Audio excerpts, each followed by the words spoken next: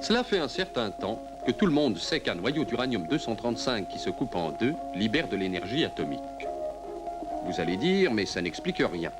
Ce n'est pas parce que quelque chose se coupe en deux que ça libère de l'énergie obligatoirement. C'est vrai.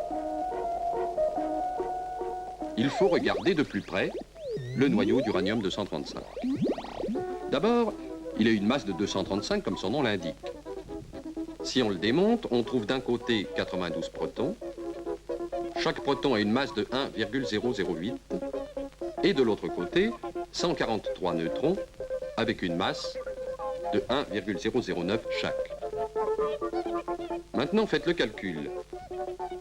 Masse totale des protons et des neutrons, 237. Or, le noyau avait une masse de 235, je vous le rappelle. D'où première anomalie, le noyau d'uranium-235 pèse moins lourd que la somme de ses protons et de ses neutrons séparés. Et c'est vrai pour tous les atomes.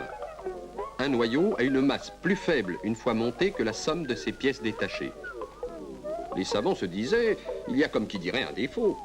Ils appelèrent donc cela défaut de masse.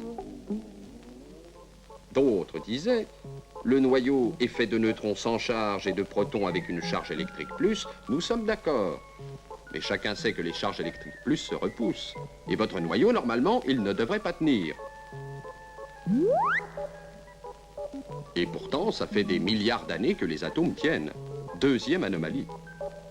Ils dirent qu'il devait bien exister une certaine force qui tenait tout cela ensemble. Ils l'appelèrent force nucléaire. Mais ils ne voyaient pas très bien d'où elle pouvait venir. Or, un monsieur avait une formule qui mit tout le monde d'accord. Cette force qu'on cherchait d'un côté et cette masse qui manquait de l'autre, c'est en fait une seule et même chose. Le défaut de masse des noyaux, c'est exactement l'énergie qu'ils ont dû dégager en s'agglomérant. Le monsieur en question s'appelait Albert Einstein. Il est devenu très connu par la suite. Et grâce à lui, les choses s'éclaircissaient. Quand des protons et des neutrons s'associent pour former un noyau d'atomes, chacun sacrifie une partie de sa masse. De l'énergie est dégagée, protons et neutrons sont liés, le noyau d'atome est formé.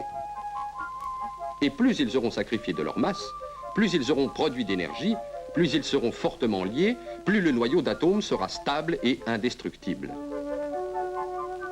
C'est ce qui se passe dans l'uranium. Il se fissionne en donnant deux autres atomes plus stables. Mais ces atomes-là, au total, pèsent moins lourd que l'atome d'uranium-235. Où est passée la différence? Elle s'est transformée en énergie, c'est l'énergie nucléaire. Si vous avez compris cela, vous en savez presque autant que les savants.